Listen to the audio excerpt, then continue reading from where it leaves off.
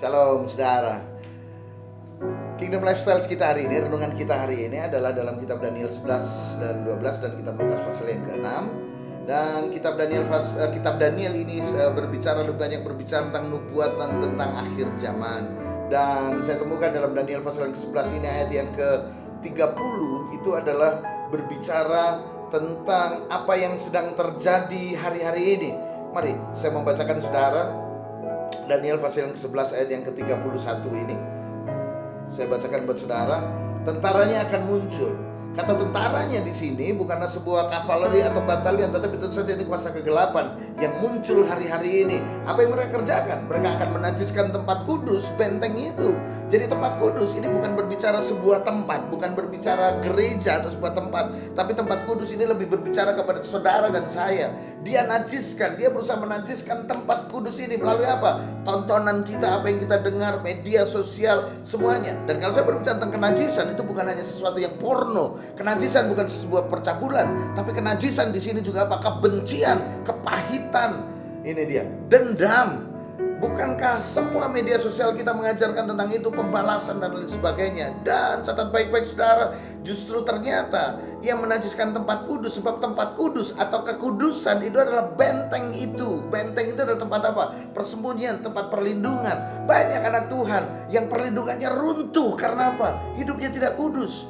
Ini dia. Mari hari ini saya mengajak saudara, mari hidup lebih kudus lagi. Kata kudus dalam bahasa aslinya adalah kados. Ini artinya bukan standar tertentu. Banyak orang berkata mustahil untuk menjadi hidup kudus, sebab itu standar tertentu, harus suci, nggak bisa hidup suci. Enggak, bukan begitu saudara. Kados, kudus itu artinya naik satu level lebih tinggi lagi, lebih dekat lagi, lebih baik lagi. Itu artinya kados, itu artinya kudus, lebih baik lagi, lebih dekat lagi. Ini dia. Jadi setiap hari saudara bisa menjadi kudus ketika saudara bisa lebih dekat lagi dengan Tuhan, saudara berusaha lebih baik lagi dengan Tuhan. Jadi artinya saudara bisa setiap hari mengalami hidup yang kudus setiap hari.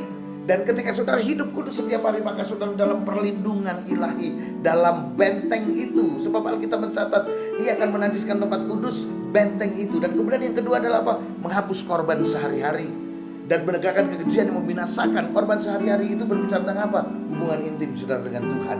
Bagaimana saudara, doa-doa saudara, penyembahan saudara dengan Tuhan dihapuskan dengan apa? Dengan persoalan sehari-hari. Dihapuskan dengan apa? Dengan banyak hal, himpitan, tekanan dalam hidup saudara. Ini dia. Dan seringkali, dengar baik-baik saudara, seringkali kita justru perhatian kita, energi kita habiskan.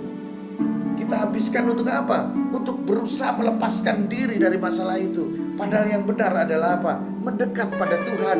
Tuhan akan beri hikmat, Tuhan akan beri kekuatan, Tuhan akan memberikan jalan keluar buat saudara. Makanya saya heran ada orang-orang yang berkata begini, Pak, saya tidak melayani lagi. Oh, saya tidak lagi terlibat dalam pelayanan di gereja. Karena apa? Saya mau konsentrasi dalam pekerjaan saya sekarang dalam kondisi yang menurun. Saya mau berkata buat saudara, justru dalam kondisi yang seperti itu, carilah Tuhan. Ini dia. Melalui apa? Korban sehari-hari saudara, misbah sehari-hari saudara. Di situ saudara ucapkan firman. Ini dia. Saudara yang sedang dalam ketakutan, saudara yang dalam kekurangan, katakan, Tuhan adalah gembalaku, takkan kekurangan aku. Amin saudara. Saudara yang sedang sakit penyakit, bergumul dengan sakit penyakit, saudara sibuk cari obat, saudara sibuk ke dokter, saudara lupa berdoa, saudara lupa ucapkan firman. Bukankah firman berkata, oleh bilur-bilurnya maka aku telah disembuhkan. Amin. Saudara yang sedang menghadapi masalah demi masalah bertubi-tubi sampai saudara nggak ngerti mesti bikin apa. Hari ini saya berkata kepada saudara, katakan firman, ucapkan firman. Allahku akan memenuhi segala keperluanku menurut kekayaan dan kemuliaan yang terdapat di dalam Yesus Kristus Tuhan. Ucapkan setiap hari, bahkan bukan setiap hari, setiap saat, sesuai apa yang saudara alami hari ini. Dan dengar, firman itu akan mencipta dari yang tidak ada menjadi ada. Bukankah Tuhan menciptakan dunia ini melalui firman? Tuhan berkata, jadilah terang, maka terang itu jadi. Hari ini saya berkata buat saudara, ucapkan firman setiap hari, maka yang tidak ada menjadi ada. Ketika saudara mengucapkan firman, maka akan tercipta sesuatu yang baru. Ini dia. Makanya dalam kitab Lukas juga mengajarkan bahwa Lukas sedang mengajarkan dalam pasal yang ke-6 adalah the upside down kingdom, kerajaan yang terbalik. Berbahagialah orang yang miskin di hadapan Allah, berbahagialah mereka yang haus dan lapar akan Tuhan, mereka akan dikenyangkan.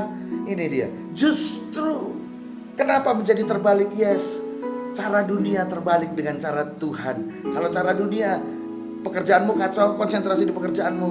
Tapi kalau cara Tuhan, pekerjaanmu kacau, konsentrasi kepada Tuhan. Kembali lagi pada Tuhan. Hari ini saya berkata buat saudara, kembali pada Tuhan, mendekat pada Tuhan, perhatikan misbahmu sehari-hari, perhatikan hidupmu, dan perkatakan firman sesuai yang saudara butuhkan.